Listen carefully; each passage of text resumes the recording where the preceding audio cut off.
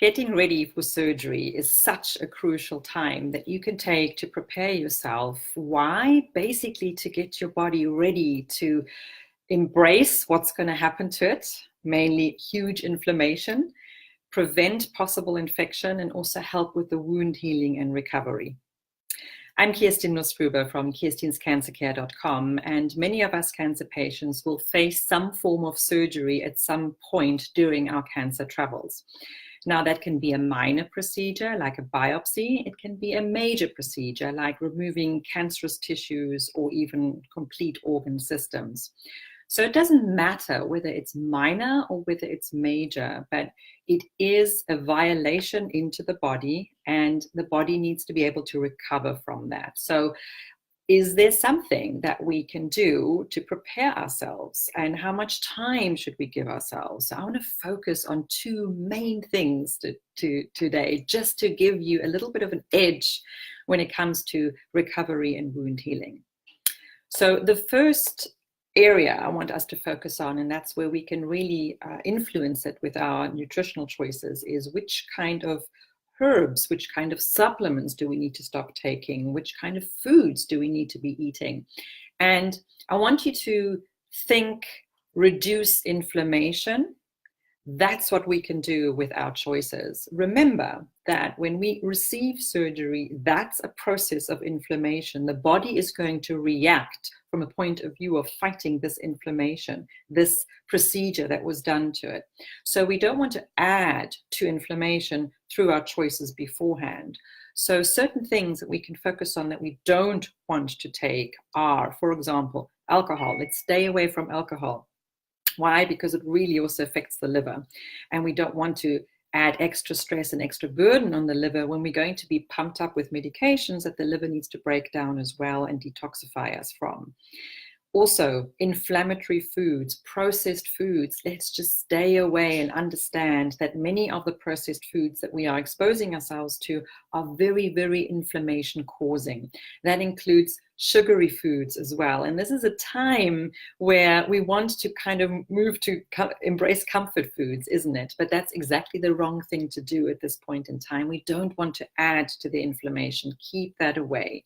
Eat wholesome, real food. Have people cook proper meals for you with lots of vegetables, lots of cancer-fighting fruits as well, like, for example, the berries, right? Lots of the greens, lots of the cruciferous vegetables. So ask your people to support yourself throughout the surgery and afterwards as well with real foods, not inflammation-causing foods. That's a very, very important area we can focus on, and we provide ourselves support with that. And then, of course, moving into surgery, there are certain nutrients and herbs we want to stay away from. And I'm saying herbs, I'm not saying whole food product, I'm saying herbs.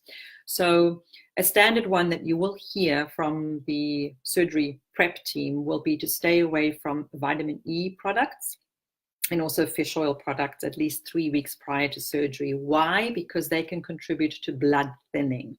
And we want to avoid doing that. When we have surgery, we're going to be bleeding. We don't want to aggravate that, create thinner blood, and then create a situation where we could be bleeding excessively. So other herbs that are not great when it comes to blood thinning would be garlic. And this is not the whole food garlic. This is the herb garlic. Ginkgo biloba is another blood thinning herb. Then we have one of the ginsengs, in particular the Panax ginseng, and red clover. And you might be thinking, well, where is red clover? But sometimes in certain supplements, when we have a herbal component to them or botanical component to them, that might contain red clover. So think 3 weeks beforehand, we want to stop doing that. In addition, we don't want to interfere with anesthesia. And we could do that with also certain other herbs that we might be taking to calm our nerves down, like St. John's wort or kava or valerian, those three in particular. But garlic plays a role here too, and milk thistle as well. So those botanicals in herb form, in supplement form, in tincture form, we want to stay away at least 3 days prior to surgery to not aggravate the situation even further. So again, blood thinning, we can interfere with that with our herbs, as well as making anesthesia maybe less effective. That we also need to be very careful of. Then, of course, what's going to happen as well is that we're going to be getting lots of antibiotics, usually as a precaution, usually post-surgery. What do antibiotics do? They really affect our gut microbiome, which is the foundation of our immune system. So we could be setting off a cascade of a suppressed immune reaction, and we want to not aggravate that. So we need the antibiotics. It's a very proven, important prophylactic approach post-surgery, because the worst that can happen is we have surgery, normally get an infection.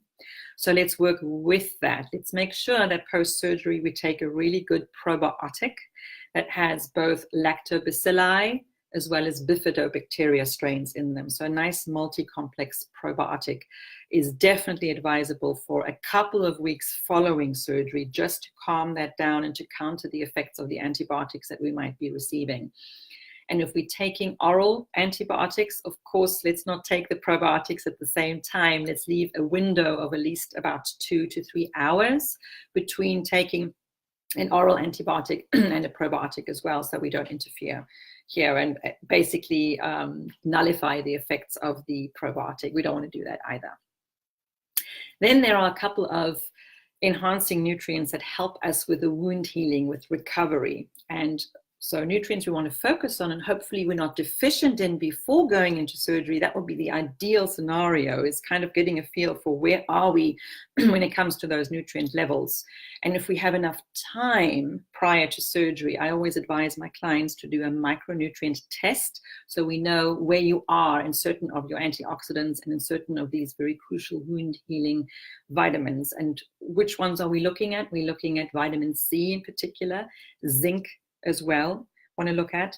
And then, of course, we have more of a proteolytic enzyme reaction, which helps with, we're looking at connective tissue as well. Remember, post-surgery, a lot of healing needs to happen. We've disrupted connective tissue. We want that collagen matrix to heal together again in a positive way, not cause too much scarring either. And protein digesting enzymes, or also called proteolytic enzymes, are very important to focus on here as well. And we find them in certain foods, in particular pineapple. Bromelain is one of those enzymes that plays a key role in helping our collagen matrix knit together again. And we find that as a supplement as well, but also in pineapple as a food. And certain flavonoids will do the same thing. And certain of our foods that are rich in them are our berries, our blueberries, strawberries, raspberries, blackberries.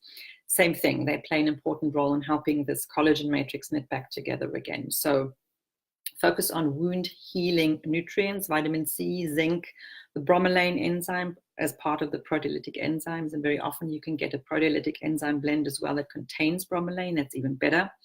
And certain flavonoids, which we can then find in some of our really colorful fruits that are low in glycemic, of course, if we're dealing with cancer people. The berries are an excellent, excellent category of fruit that we can focus on. And then, of course, we also want to make sure that the trauma from surgery that we have. So whenever we have any kind of intervention in the body where we are cutting tissue, we're cutting muscle, we're cutting skin, that creates natural trauma. And we can calm that down with a homeopathic remedy, Arnica montana. It's an over-the-shelf remedy. It doesn't interfere with any medication. You could start taking that post-surgery as well as pre-surgery as well as post-surgery, it helps reduce the traumatic reaction, the bruising and the swelling. You can get that as an ointment too if you don't have any skin that is broken. So you don't want to have the gel or the cream, the arnica, you don't want to put that on an open wound. But you can put that on a certain bruise. If you have certain bruises in certain areas of your body where the skin is still intact, you can use the cream or the gel. But internally, those are tiny little pellets that you just pop under your tongue, let them dissolve there. And that's a great, great strategy as well. I did that each time I had surgeries, and my bruising never got exacerbated, and the nurses were generally very impressed at how quickly the wound healing happened. And it's because of all the things that we can actually do.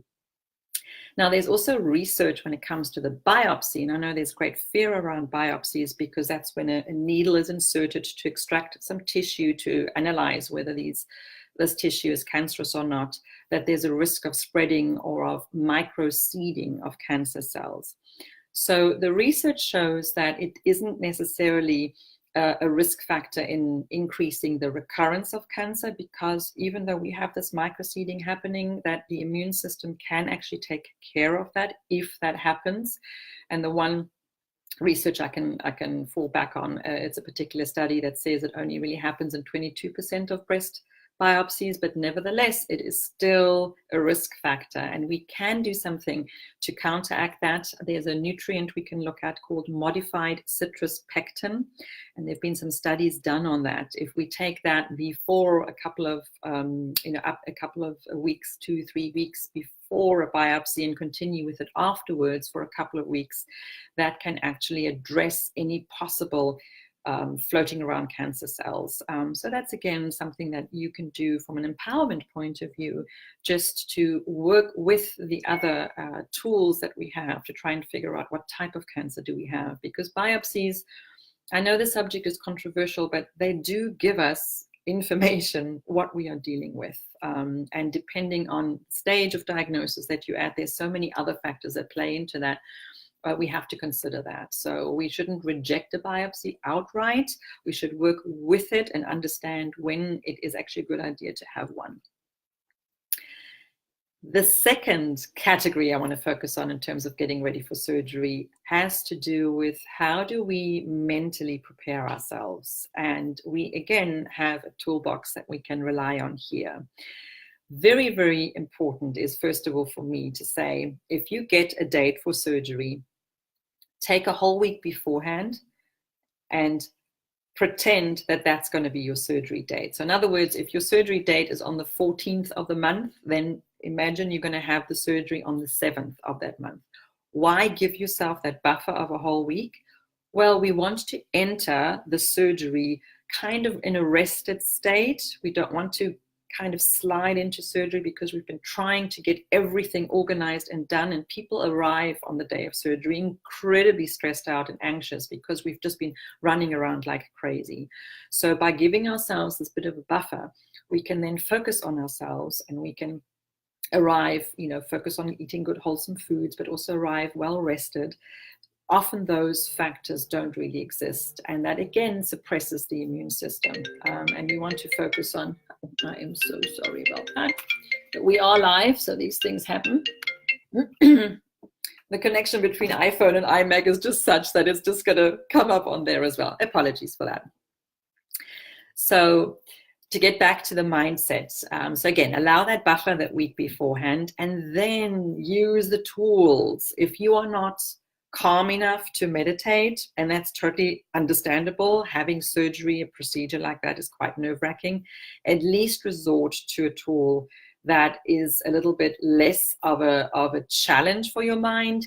It's guided imagery or guided visualizations. And again, there's studies here too that show that having subjected yourselves to a form of guided visualization or imagery is where you listen to calming music and someone talking you through the process, that actually reduces the days that people spend at hospital post-surgery. It also reduces the pain medication that is required. And those two things are huge, because generally we want to get back home and we want to, obviously we need certain pain medications, but we don't want to have to become reliant on them. So guided visualizations or imagery, very, very, very important tool that you can use. I did that.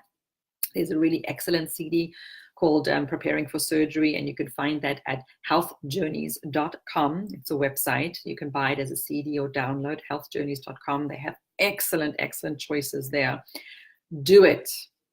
And I'm finding that some of the cancer centers and hospitals are actually also saying that, including that in the information that patients are given. And I've also seen patients kind of sideline that information, saying, I don't have time for that. And I'm going to really plead with you here. You need to make time for that. If you have someone who's about to begin surgery, buy them a CD or get them the download and encourage them to listen to that. Spend a couple of days getting ready for surgery by listening to these guided visualizations. They're not that long, they're 10 or 15 minutes long, but they really, really have a calming effect. And sometimes even the hospitals will allow you to listen to this right before you go under, right before you go into anesthesia. I did that. I was allowed to listen to it even when you go into the OR, and they obviously, as soon as you get put under anesthesia, they will take it out, take it away from you. But that's kind of the calming influence that you have when you're being put under, as we sometimes refer to it as well. So very, very important tool to think of as well.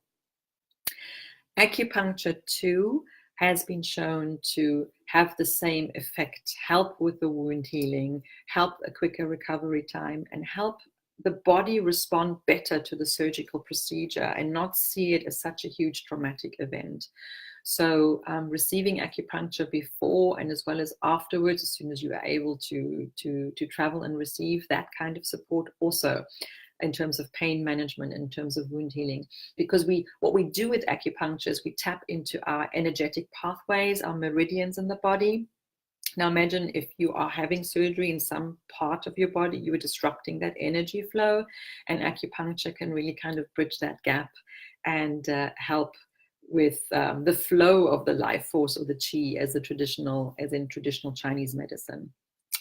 So again, there are lots of acupuncturists out there that you can consult that get people ready for surgery. There are associations, acupuncture associations, that you can look into to make sure that the acupuncturist in your area is qualified, and just ask them those questions and see how much work they do in that area. It really, really is very helpful. I know people say, but they use needles. Well, the needles are so tiny and so fine that you don't actually notice having that inserted, especially not when it comes to this type of acupuncture treatment. So I hope I've given you just a bit of an overview. There's a lot of information here. Listen to it again. This video is going to be up on my Facebook page. You can go back to it. It's also going to be found on my YouTube channel. And if you want to be notified of any more uploads there, just subscribe to my YouTube channel. It's under my name, Kirstin Nussgruber. Same as my webpage, KirstinNussgruberCancerCare.com. There's lots of information for you there. How do you eat wholesome food? How do you eat anti-inflammatory food? You'll find all of that there. And understand that we need to enter surgery in a state of mind where we are in a kind of a surrender and acceptance, and not in a state of anxiety. If we can work on that, and if we can work on making sure that we support our body with really nourishing nutrients that contribute to wound healing, then generally we actually see, studies are showing that surgeries are more successful and the outcomes are more successful. So again, Kirstin'sCancerCare.com. Check out my website, and I hope to see you there. Take care for now. There's a question here. Could you name an excellent probiotic? Sorry about that, Rhonda. Well, yes, I mean, there are lots of different brands out there. I generally recommend going to a health food store, an integrated pharmacy, or a place like Whole Foods. In the refrigerated sections, they usually have good quality probiotics there. There are professional ranges of probiotics that you can find through our practitioners too. I put my clients on a particular regimen there. We want to look at least between 30 and 50 billion units, and depending on what type of antibiotics you are, you even want to go as high as 100 billion colony forming units. Again, very important to make sure that you have probiotics that are adequate enough. Brands, again, those places that I just mentioned will make sure that the brands they carry are actually delivering these types of probiotics. So have a look in there in your local stores, and don't order them over the internet or over Amazon, if I can say that. Make sure that you know where the probiotics come from and how they got there, because if they need to be refrigerated, you need to make sure that they get to the place where they are in the fridge in a refrigerated state. Very important. All right, and not knowing that they've been in some warehouse where they haven't been refrigerated and then only shipped to you in a refrigerated way. So that's why making sure that you know the source of where they come from is usually a good option when it comes to probiotics. All right. So thank you for that, Rhonda, and thank you for everyone who's joining me. Hi, Britt. Take care for now.